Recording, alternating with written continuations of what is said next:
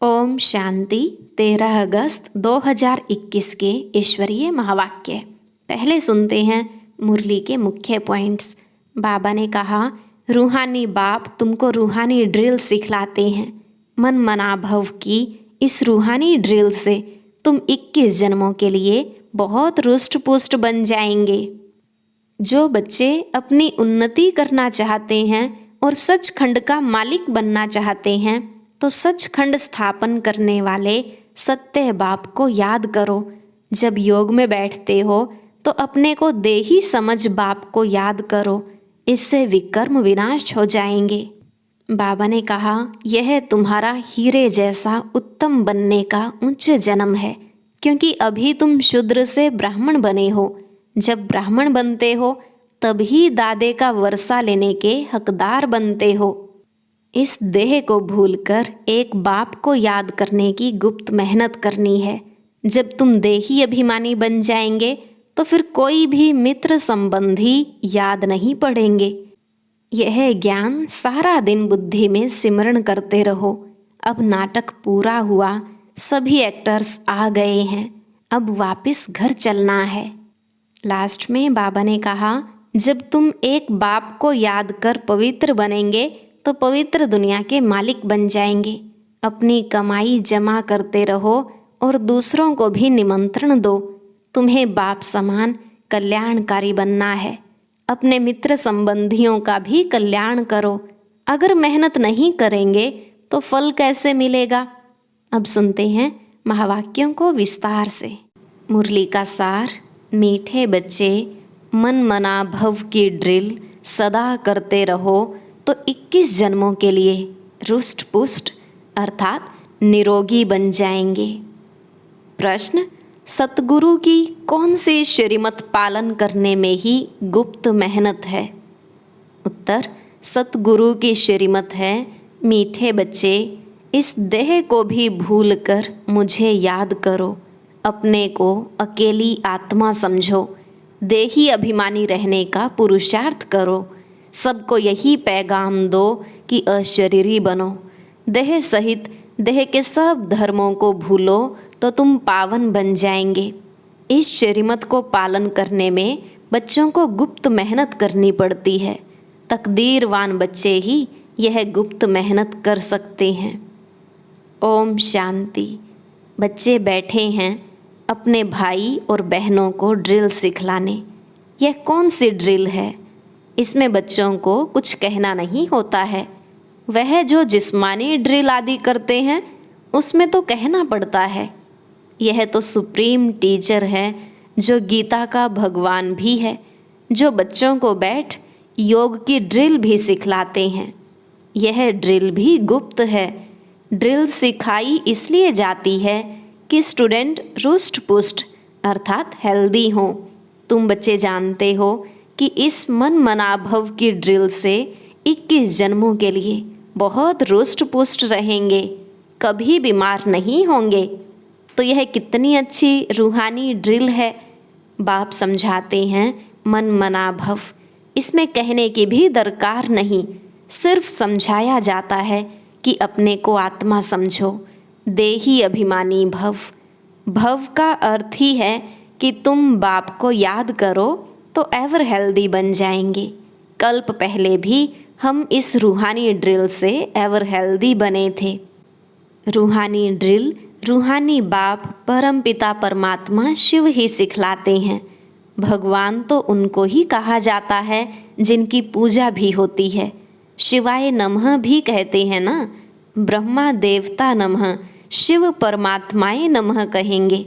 यह ड्रिल कोई जिस्मानी मनुष्य नहीं सिखलाते हैं। ऐसे नहीं कि तुमको यह ड्रिल ब्रह्मा ने सिखाई है, नहीं। भल ब्रह्मा कुमार कुमारियाँ कहलाते हो, परंतु चिट्ठी पर भी लिखते हो शिव बाबा केयर ऑफ ब्रह्मा। वह तो गुप्त हो गया, लेकिन मनुष्यों को कैसे पता पड़े। ब्रह्मा तो प्रजापिता है, तो सारी दुनिया उनके बच्चे हैं। प्रजापिता है ना। ड्रिल सिखलाने वाला तो निराकार बाप है। वह गुप्त है। गुप्त होने के कारण मनुष्यों को समझने में भी डिफ़िकल्टी होती है। ब्रह्मा को तो भगवान नहीं कहा जाता, यहाँ नाम ही दिखाते हैं ब्रह्मा कुमार कुमारियाँ, अर्थात ब्रह्मा की संतान। जब कोई आता है तो उनको समझाना है कि यह नई दुनिया रचने वाला ब्रह्मा नहीं है, लेकिन निराकार बाप है जो ब्रह्मा द्वारा रचना रचते हैं। पारलौकिक परमपिता परमात्मा ब्रह्मा द्वारा रचते हैं। गोया सुप्रीम सोल की रचना हुई। तुम पत्र के ऊपर लिखते हो शिव बाबा केयर ऑफ ब्रह्मा, तो यह भी याद करने की युक्ति है। शिव बाबा सिखलाते हैं ब्रह्मा द्वारा, बस सिर्फ कहते हैं मन मना भव, और कोई तकलीफ नहीं दी जाती। सिर्फ कहा जाता है कि तुम अपनी उन्नति चाहते हो और सचखंड का मालिक बनने चाहते हो, तो सचखंड स्थापन करने वाला तो एक ही सत्य बाप है, उसे याद करो। बेहद का बाप ही आकर बच्चों को कहते हैं कि मुझे याद करो तो पापों से मुक्त होंगे। कृष्ण को पतित पावन नहीं कहा जाता है, सिवाय परम पिता परमात्मा के और कोई नाम नहीं लेंगे। गॉड फादर ही कहेंगे, सब उनको फादर कहते हैं, फिर उनको सर्वव्यापी कैसे कह सकते? कहते हैं वह आते हैं लिबरेट करने के लिए। यह मनुष्य नहीं जानते, तो कल्प की आयु ही उल्टी लिख दी है। अब बच्चों को यह ड्रिल करनी है। ज्ञान तो मिला हुआ है, जब बैठते हो तो अपने को देही समझकर बाप को याद करो तो विकर्म विनाश होंगे। टीचर सामने बैठता है गद्दी पर तो शोभता है। कायदा है कि ड्रिल कराने के लिए टीचर जरूर चाहिए, कोई बड़ा टीचर तो कोई छोटा टीचर होता है। अब तुम्हारा इम्तिहान लेने की कोई दरकार नहीं, क्योंकि तुम खुद जानते हो कि हम कितना समय मोस्ट बिलव्ड बाप को याद करते हैं। ब्रह्मा कोई मोस्ट बिलव्ड नहीं है, बिलव्ड मोस्ट वह है जो सदा पावन है। तुम बच्चे जानते हो कि सबसे प्यारा कौन है? मनुष्य परमात्मा को ही याद करते हैं, हे दुख हरता सुख करता। उसको लिबरेटर भी कहते हैं, अर्थात दुखों से मुक्त करने वाला। तो बच्चों को अपना पुरुषार्थ करना है। ड्रामा प्लान अनुसार यह दुनिया पावन होनी जरूर है, और पावन दुनिया बनने के लिए आग लगनी है। यह भी जानते हो आग कैसे लगेगी? विनाश होने बिगर दुनिया पावन बन नहीं सकेगी। यह है रुद्र ज्ञान यज्ञ। रुद्र और शिव कोई फर्क नहीं है, परंतु शिव नाम है मुख्य। बाकी तो अपनी अपनी भाषा में अनेक नाम रख दिए हैं, असुल नाम है शिव। शिव जयंती भी मनाते हैं। भारत में ही शिव जयंती मशहूर है। बेहद के बाप की शिव जयंती है तो आते भी जरूर होंगे। शिव बाबा का नाम बाला है, ब्रह्मा द्वारा स्वर्ग की स्थापना कराने वाला है। तो उस ऊंचते ऊंच बाप को याद करना पड़े। ब्रह्मा ऊंचते ऊंच नहीं है, वास्तव में ब्रह्मा ऊंच से ऊंच बनते हैं, फिर नीचे भी उतरते हैं। तुम बी के भी नीचे थे, अब ऊंच बन रहे हो। एकदम ऊंच बाप के घर चले जाएंगे। तुम इस समय त्रिकालदर्शी बन रहे हो। तुम खुद जानते हो कि हम ही स्वदर्शन चक्रधारी हैं। हम ब्रह्मांड और सृष्टि के आदि मध्य अंत को जानने वाले हैं। ब्रह्मांड अर्थात ऊंच, जहाँ सभी आत्माएं निवास करती हैं। दुनिया में कोई और नहीं जो समझाए कि मूल वतन में आत्माएं रहती हैं। विश्व और ब्रह्मांड अलग अलग है। आत्माएं रहती हैं निर्वाण धाम में, जिसको शांति धाम कहा जाता है। वह सबको प्यारा लगता है। उसका असली नाम निर्वाण धाम व शांति धाम है। आत्मा का स्वरूप है शांत। एक शांति धाम, फिर है मूवी धाम, और यह है टोकी धाम। मूवी धाम में जास्ती रहने का नहीं है। शांति धाम में तो बहुतों को रहना होता है, और कोई स्थान नहीं है। आत्मा जब बाप को और घर को याद करती है तो ऊपर में याद करती है। बीच के धाम को तो तुम्हारे सिवाय और कोई नहीं जानते हैं। मनुष्यों को तो इतना ज्ञान है नहीं। सिर्फ कहते हैं ब्रह्मा विष्णु शंकर सूक्ष्म वतन में रहते हैं।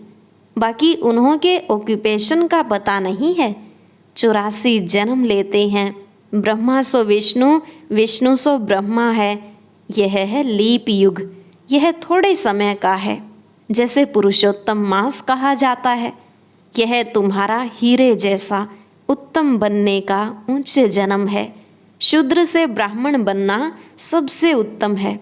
ब्राह्मण बनते हो तो दादे का वर्षा लेने के हकदार बनते हो। बाप बच्चों को कहते हैं, बच्चे सदैव मन मना भव। बाप का मैसेज सबको देते रहो। बाप को कहा ही जाता है मैसेंजर, और कोई भी मैसेंजर अथवा पैगंबर नहीं है। वह तो आकर अपना धर्म स्थापन करते हैं।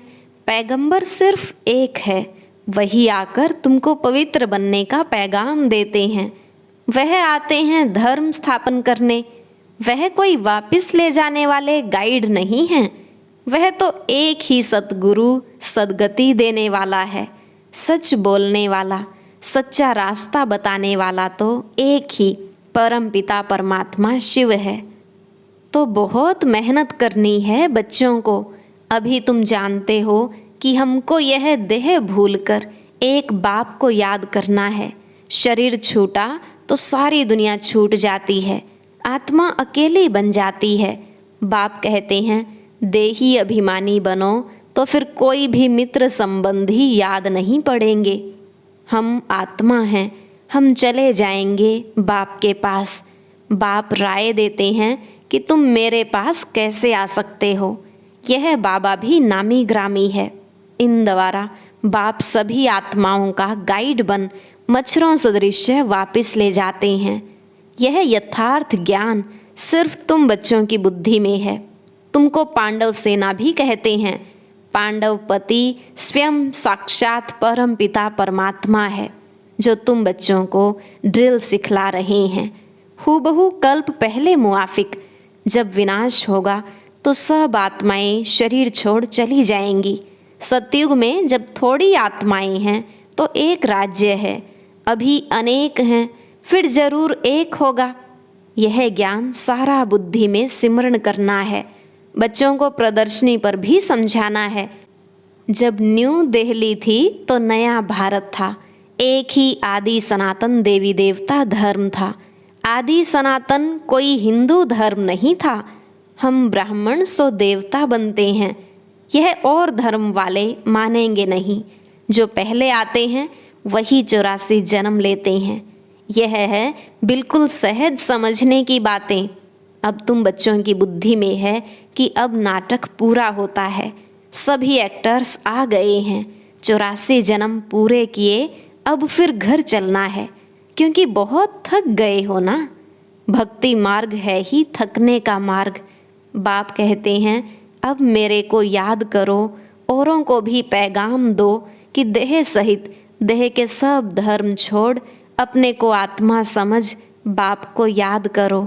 अशरीरी बनो तो पावन बन जाएंगे, क्योंकि अब वापस घर चलना है। मौत सामने खड़ा है। यहाँ भी बच्चे बाप के सम्मुख रिफ्रेश होने आते हैं। बाप सम्मुख बच्चों को समझाते हैं कि बच्चे देह अभिमान छोड़ मामेकम याद करो। यह पुरानी दुनिया अब खत्म होनी है। तुम एक बाप को याद कर पवित्र बनेंगे तो पवित्र दुनिया के मालिक बनेंगे। अगर मेहनत नहीं करेंगे तो फल भी नहीं मिलेगा, फिर सजा खानी पड़ेगी। बाप कहते हैं कि अपनी कमाई जमा करते रहो और दूसरों को भी निमंत्रण दो। बाप का रास्ता भी बताओ। तुम बच्चों को भी कल्याणकारी बनना है। अपने मित्र संबंधियों का भी कल्याण करना है। यहाँ तुमको देही अभिमानी बनाया जाता है। महामंत्र देते हैं। प्राचीन योग बाप ने ही आकर सिखाया है, जिसके लिए ही गाया जाता है योग अग्नि से पाप दग्ध हो जाएंगे। कल्प पहले भी यही इशारा मिला था। बाप इशारा देते हैं कि अपने को आत्मा समझ मुझे याद करो, रहो भल अपने गृहस्थ व्यवहार में। गाया हुआ है कि शरण पड़ी मैं तेरे। यह भी होता है जब कोई दुखी होते हैं तो ऊंच ताकत वाले की जाए शरण लेते हैं। यहाँ तो प्रैक्टिकल में है। जब बहुत दुख देखते हैं, सहन नहीं कर सकते हैं, लाचार होते हैं, तो फिर भागकर आए बाप की शरण लेते हैं। सदगति तो सिवाय बाप के कोई दे न सके। बच्चे जानते हैं कि पुरानी दुनिया विनाश होनी है, तैयारी हो रही है। इस तरफ तुम्हारे स्थापना की तैयारी, उस तरफ विनाश की तैयारी।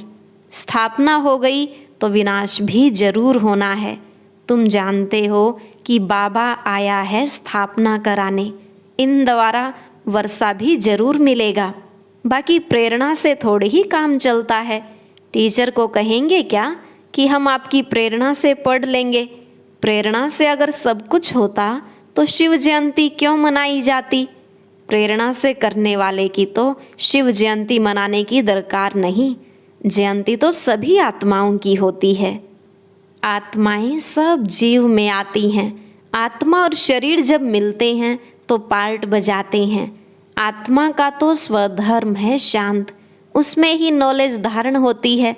आत्मा ही अच्छा बुरा संस्कार ले जाती है। बाप तो स्वर्ग का रचयिता है, वहाँ तो पवित्रता ही है, अपवित्रता का नाम निशान नहीं है। यह है विषय सागर। कितना क्लियर समझाया जाता है तो भी किसकी बुद्धि में नहीं आता। परंतु तुम किसको भी दोष नहीं देते हो। ड्रामा के बंधन में सब बांधे हुए हैं। तुम समझते हो सीढ़ी से ऊपर से नीचे उतर आए हैं। ड्रामानुसार हमको उतरना ही है। फिर बाप कहते हैं अब चढ़ने के लिए पुरुषार्थ करना है। परंतु जिनकी तकदीर में नहीं है वह ऐसे कहते हैं। जो ऐसे कहते हैं उनसे समझ जाते हैं कि इनकी तकदीर में नहीं है। 2-4 वर्ष चलते चलते भी गिर पड़ते हैं। महसूस भी करते हैं कि हमने बड़ी भूल की है, बड़ी चोट खाई। यह भी आधा कल्प की बीमारी है, कम नहीं है। आधा कल्प के रोगी हैं। भोगी बनने से रोगी बन जाते हैं तो बाप आकर पुरुषार्थ करवाते हैं।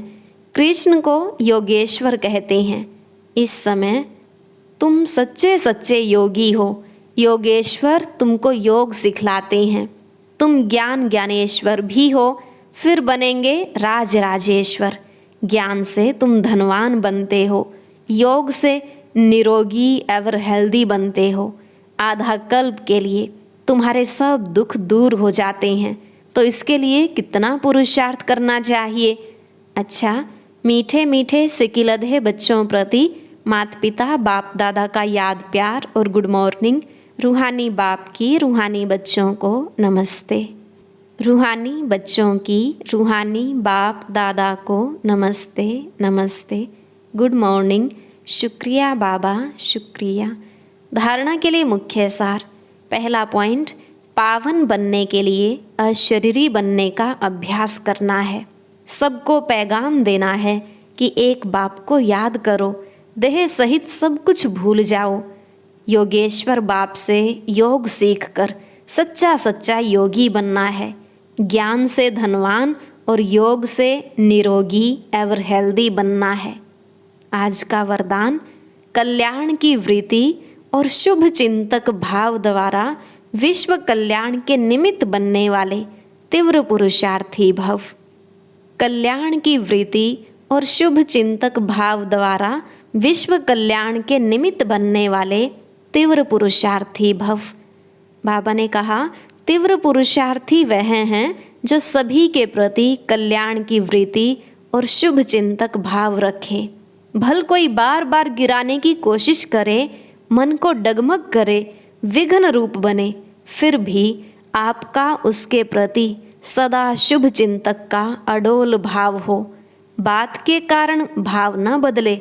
हर परिस्थिति में वृत्ति और भाव यथार्थ हो तो आपके ऊपर उसका प्रभाव नहीं पड़ेगा। फिर कोई भी व्यर्थ बातें देखने में ही नहीं आएंगी, टाइम बच जाएगा। यही है विश्व कल्याणकारी स्टेज। आज का स्लोगन, संतुष्टता जीवन का श्रृंगार है, इसलिए संतुष्ट मणि बन संतुष्ट रहो और सर्व को संतुष्ट करो। संतुष्टता जीवन का श्रृंगार है, इसलिए संतुष्ट मणि बन संतुष्ट रहो और सर्व को संतुष्ट करो। ओम शांति। और अभी सुनेंगे आज की अव्यक्त मुरली। इसके लिए ऊपर दिए गए बॉक्स को क्लिक करें।